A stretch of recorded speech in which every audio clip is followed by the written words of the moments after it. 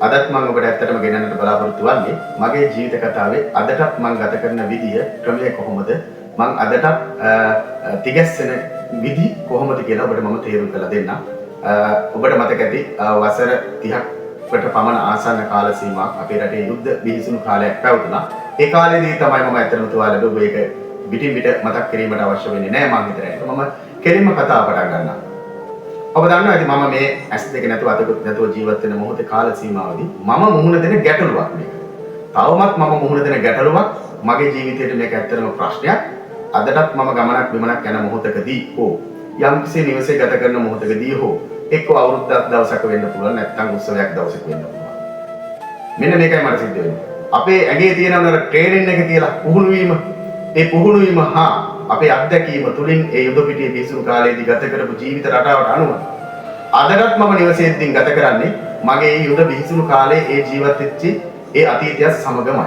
ඒක කවදාවත් කිසි කෙනෙකුට නැති කරන්න බෑ. ඇඟේ තියෙනවා ඒක. ඒ ගත කරපු පුහුණු වීම කාලේ ඒ පුහුණු වීම කරපු දේවල් මොනවද? ඒවා මොනවද කෙරෙන්න තියෙන්නේ? ඒක අපේ ලේවලට කාබැදිලා ගිහිල්ලා අපි කොහොමද ජීවිත ආරක්ෂා කරගන්නේ? අපි කොහොමද බේරෙන්නේ? කොහොමද ඉස්සරහින් උඩින් වෙඩි උණ්ඩයක් ආවම පස්සේ අපි ඒක කොහොමද බේරෙන්න හසිරෙන්නේ?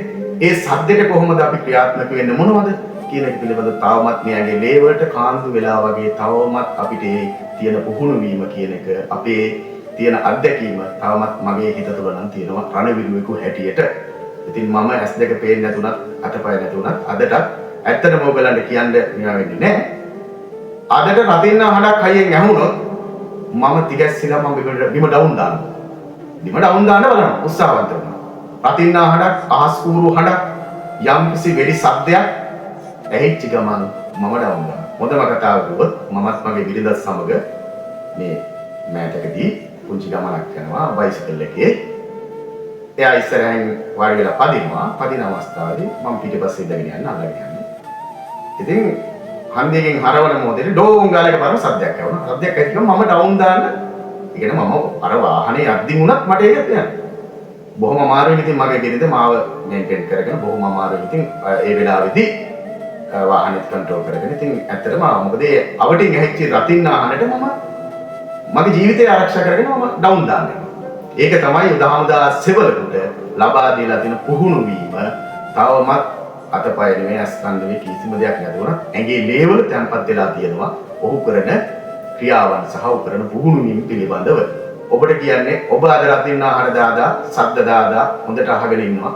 නමුත් මේ ජීවිත කැප වුණේ රණවිරුව කියන ජාතිය කියන්නේ රණවිරුව කියන්නේ ඇත්තටම උතුම් පිරිසක් කියන එක අවබෝධ කර ගැනීමට. තුවාල වෙලා අදටත් අපි නිකම්ම ගෙදරට වෙලා ඉන්නේ නැහැ. නමුත් ඒ ඉන්න කාලේදීව අපිට සැනසීමෙන් ඉන්න නැහැ. රතින්න හඬට පවා අපි තාමත් ඩවුන් දානවා.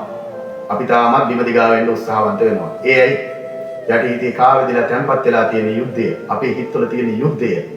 යුද්ධයට කොහොමද මුහුණ දෙන්නේ? යුද්ධයට කොහොමද යන්නේ? යුද්ධයට කොහොමද සූදානම් වෙන්නේ?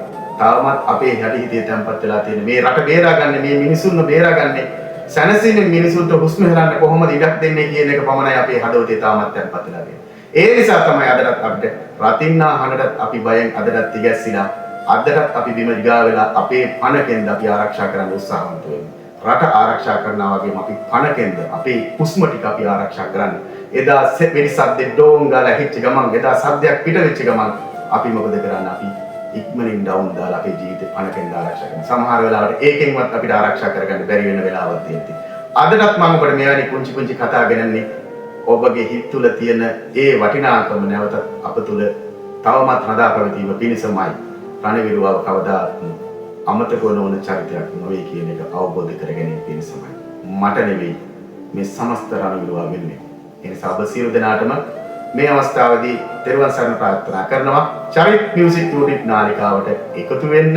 තවමත් එකතු වෙලා නැත්නම් මේක රණවිරුවගේ නාලිකාවක්. ඒ නිසා ඔබලා සියලු දෙනා රණවිරුවකට සහයෝගයක් වශයෙන් හෝ මේ සම්පූර්ණ වීඩියෝ එක නරඹලා ඒ අර්ථයක් විදිහට ඔබේ ජීවිතේට ආදර්ශයක් විදිහට අරගෙන මගේ YouTube නාලිකාව තාමත් subscribe කරලා නැත්නම් subscribe කරන්න.